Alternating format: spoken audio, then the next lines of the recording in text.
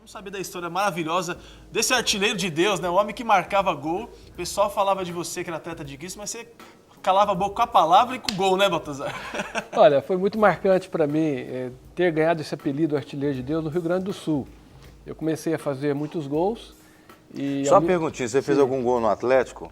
Olha, já fiz, eu creio que fiz 2 gols contra o Atlético. Gente, a gente recebeu aqui o Baltazar, muito obrigado pela sua participação. Olha aí, que incrível, né? Mas eu recebi esse apelido porque eu comecei a fazer muitos gols e foi justamente no início da minha conversão e eu não resistia às oportunidades que eu tinha nas entrevistas, no rádio, na televisão, nos jornais.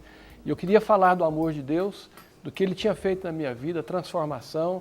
Eu fui criado num lar evangélico, mas me afastei do evangelho. E aos 18 anos eu marquei o gol mais importante da minha vida, que foi ajoelhar no meu quarto e convidar Jesus para entrar no meu coração. Isso mudou toda a minha história, a minha parte esportiva e, acima de tudo, o meu coração. E a partir dali, então, eles me deram esse apelido e ficou essa marca para mim.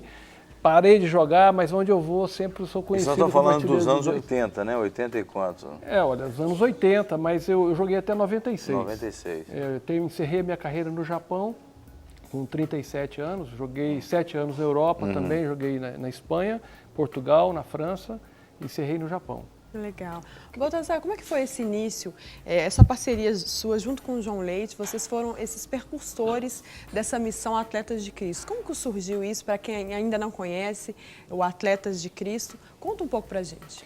Olha, começou justamente no ano de 80 e com a conversão do João Leite, em seguida a minha conversão, nós nos encontramos e houve um missionário, Abraão Soares também, que nos ligou e a gente começou a traçar estratégias, o que a gente poderia fazer no nosso meio. Era um meio discriminado, o meio esportivo não era ocupado pelos evangélicos e achava-se que não podia se jogar, era domingo, era jogo.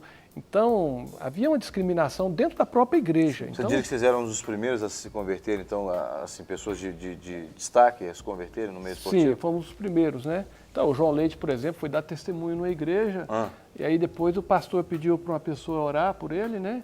E aí a pessoa foi orar e falou, Deus, dê um novo emprego para esse irmão, para ele sair do futebol, né? E hoje nós vemos a importância... Eu acho que esse cara era do time adversário que o João Leite jogava. Também deve ser, viu? Então, eu creio que o atleta precisa conhecer a Jesus. E Deus salva atletas para alcançar novos atletas também. Então, eu creio que cada um de nós, no seu ambiente, do trabalho, de escola, onde for, Deus quer nos usar. E Ele nos usa de uma maneira particular. Você acha que hoje está menos difícil para o atleta, por exemplo, se manifestar como cristão? Ou na época era mais difícil? Aí eu lembro que a gente tem essa pressão da FIFA para as não comemorações com manifestação religiosa, né? Eu quero dizer o seguinte, antigamente era muito difícil porque havia muito poucos atletas. Era uma coisa muito rara. Eu dei tantas entrevistas, por exemplo, na Espanha, eu falava que era cristão, lá é um país denominado cristão, porém não sabem o que é isso. Eu era um cristão, me entrevistavam muitas e muitas vezes porque não sabiam o que era. Aí perguntava assim, o que é cristão? É alguma estratégia de jogo que o técnico está... Né? Agora, hoje, em todos os clubes, todas as modalidades, nós temos pessoas convertidas que têm uma experiência com Jesus. Não existe uma seleção, seja de vôlei, brasileiro, de futebol. Qualquer modalidade, nós temos vários atletas, pessoas que estão ali comprometidas, que podem fazer reuniões, que podem falar de Jesus, jogadores de seleção brasileira. Então, isso facilita muito, né? O que você achou mais difícil na sua carreira, por exemplo, enquanto atleta, por ser cristão? O que foi mais desafiador para você no meio? Eu penso que o meio do futebol hoje, ele proporciona talvez muito mais glamour e muito mais possibilidades também, até mesmo porque virou uma indústria o futebol, né? Mas na sua época, que também foi uma época bacana, o que foi mais desafiador para você manter a sua firmeza como cristão? Olha, eu acho que o que é mais difícil, talvez, para o atleta, seja esse glamour. É a fama, o dinheiro, o reconhecimento que você tem. Então, isso é muito forte. Muitas vezes a gente acaba se enganando e achando que é muita coisa. Eu, por exemplo, quando estive como titular na seleção brasileira, achando que era o melhor de todos, que era o cara, Mesmo sendo crente. Mesmo sendo crente. E a gente, muitas vezes, no nosso coração, vem o orgulho, vem a vaidade. Então, muitas vezes, Deus permite que a gente seja tratado, e Ele nos trata com amor e nos ama muito. Então, é algo assim que realmente mexeu bastante comigo.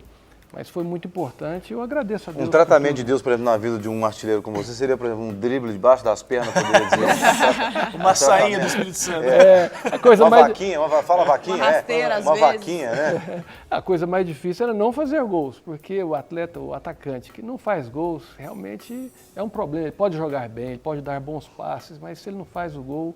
Ele está sentenciado, né, Baltazar? Sentenciado. Até deixa eu juntar o que você falou agora com o pastor Roger, que também é o pastor que é líder, né, da rede de esportes de toda a Lagoinha.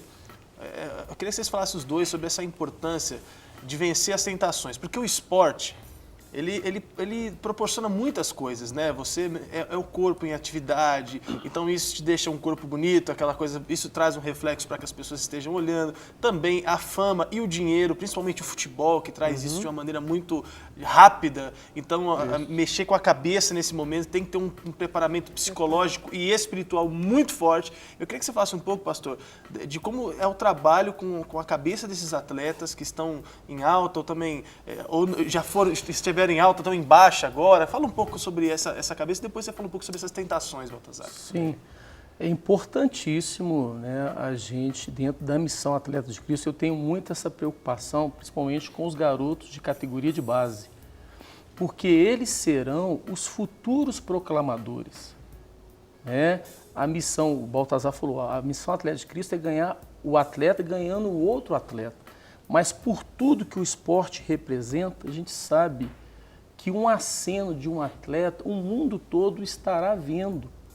E esse atleta ele tem que ser bem embasado, bem preparado, para que ele seja realmente, de fato, um proclamador. Então tem que tratar com ele numa estrutura, digamos, holística, né? Em todos os níveis, para ele estar preparado, para que não seja qualquer um, porque o assédio, tudo que o Baltazar falou, vai aparecer. E ele já tem que estar preparado, Na base, né? a base, para que isso aconteça. É um grande desafio nosso, como Missão Atleta de Cristo, em estar fazendo isso.